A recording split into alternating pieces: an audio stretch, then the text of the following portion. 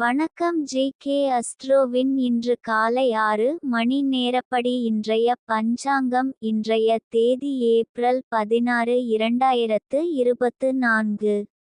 இன்றைய கிழமை செவ்வாய். இந்நாளிற்கான ராசி கடகம். இந்நாளிற்கான நட்சத்திரம் பூசம் முதலாம் பாதம். இன்றைய திதி அஷ்டமி. இன்றைய யோகம் திருதி. இன்றைய கரணம் பவம். இன்றைய ராசி தனுசு ராசிக்கு சந்திராஷ்டம ராசியாகும். கடகம் ராசியின் இன்றைய திதி சூன்ய ராசிகள்: மிதுனம், கன்னி.